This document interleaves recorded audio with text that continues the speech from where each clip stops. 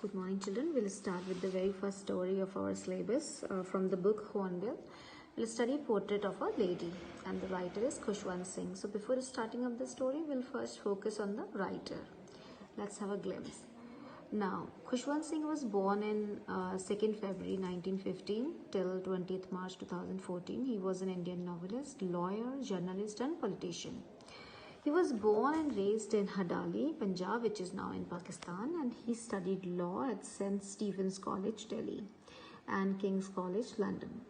After working as a lawyer, I can enlarge it, maybe you can see it better. That would be a better view. Yeah, okay.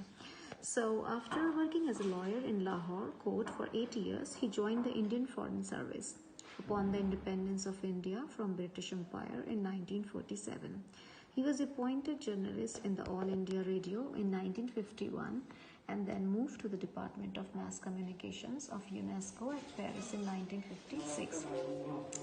He was decorated with the Padma Bhushan in 1974, but he returned the award in 1984 in protest against Operation Blue Star, in which the Indian Army raided Amritsar.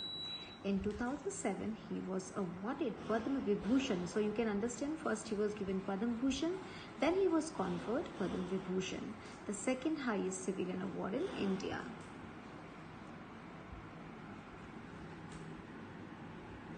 Now, this is the picture you can see here. It's his old age actually.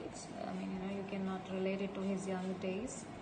Now, summary of the chapter. So, as I told you before, the pivotal point and the most important character in this story is the grandmother. The entire story centers around her only. And in this very first paragraph, author has described the appearance of grandmother. The author recalls his grandmother as a very old lady with a wrinkled face. She appeared so old that it was hard for him to believe that she had once been young and pretty. She was short, fat, and little stooped in appearance. The author remembers her moving about the house in a spotless white, counting the beads of her rosary while her lips were moving constantly in silent prayers. She was not pretty in the traditional sense, yet her serenity made her beautiful. Now the initial years, in the initial years of his life, the author lived with his grandmother in the village, sharing a very good friendship with his grandmother. The grandmother would wake him up in the morning, get him ready for school. She would hand him over to the things he required, and after having thick stale chapatis with butter, they would leave for, and sugar for breakfast. They used to leave for school.